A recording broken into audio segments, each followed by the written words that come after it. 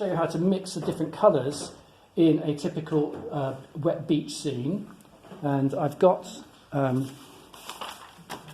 photograph here, which is sky, sea rolling in, but the gradation through the colours is what I'm really looking at, how the sky is reflected in the wet edge here, and then it slowly graduates into the wet sand colour, which is a sort of browny pink colour. Okay, so that's the source for this, but it's similar in quantity. That was the one I sent you. That's done in oil paints, but it's the same sort of thing. And I've been doing the watercolour in the previous demo, which I'll get out again in a moment. But basically, any colour that you see in a photograph like this, remember, is not what you'd see in real life, so you can always make colours a bit brighter. The colours in this sky are not the colours I've got in my box of pastels, but I have got a very pale blue here, which is probably either a pale cobalt, it might even be pale cerulean, you can't tell, and I've got an ultramarine here. I'm working on a buff coloured piece of pastel paper, and if you put the darkest colour on first, and then overlay it with the lighter colour, and push harder as you build up the layers, you can blend the colours in beautifully together. If it's not light enough, you can add white. But sometimes I was doing a different sky, I added a tiny bit of cadmium red to the sky recently because it's more mauve, but this one I'll just add white on top of that. So we get a flat sky. If I just move this bar a second, you can push it in and then put another layer on top. So I always say, if you want to paint a landscape or a seascape, you paint the atmospheric effects, you're allowed to rub them up and push them in a bit, but I think once you get to painting the detail, don't rub as a general rule because it tends to blur out the interests. So just create the right colour. And this sea almost merges into the sky, but if you want to create a horizon, you can do this against the edge of a ruler like I've done with watercolours, but otherwise you can just do long strokes like that and just keep going. What I'm doing is I'm putting less pressure on as I go down, so effectively it graduates the colour. And then when I come in with the paler blue, I'm using the same colours again, but I'm going to use less white. And if your sea is noticeably greener, you could introduce a hint of something like yellow ochre or a soft yellow. See, if that's not sharp enough, you can get a straight edge and work against it, but you can just blur it in. And sometimes the texture of the paper going through is what you want with a sea with a little bit of sparkle in it.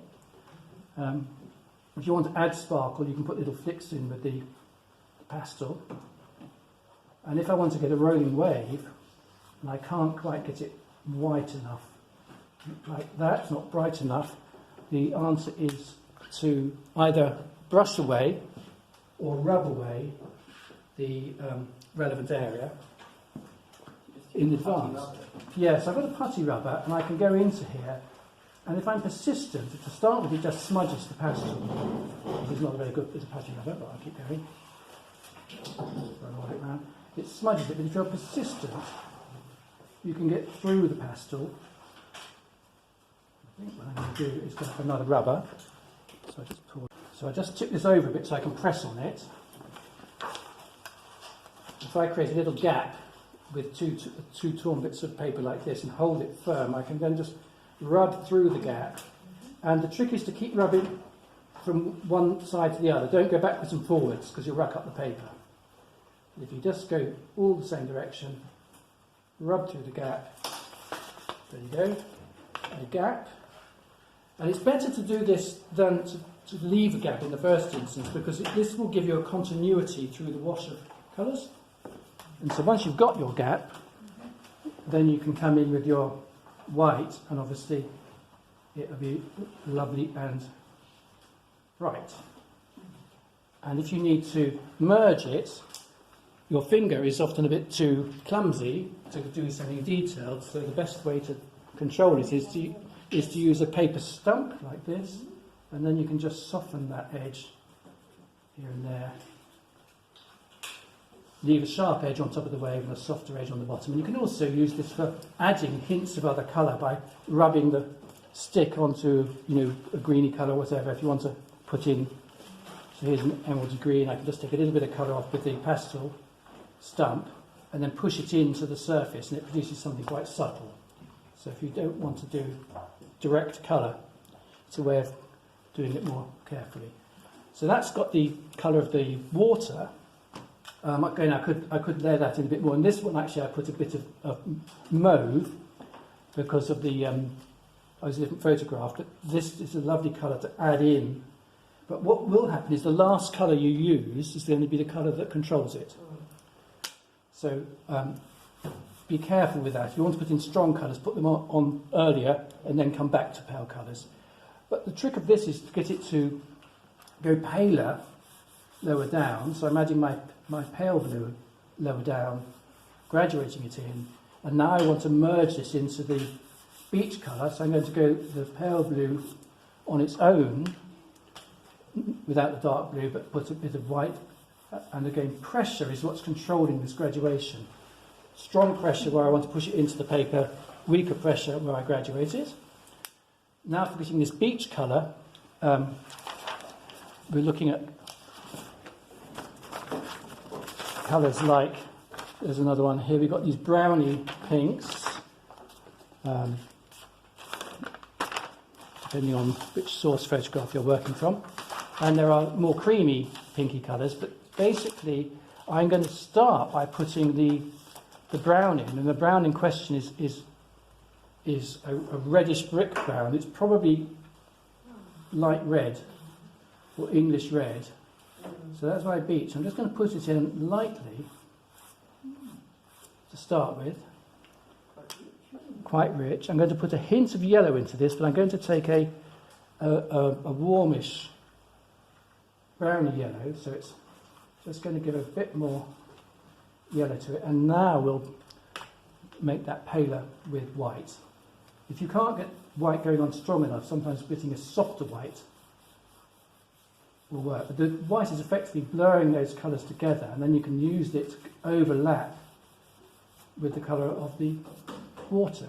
And if you have got water lapping up, you can even add little highlights to the edge of the water as you go in, but it's just getting the two to merge.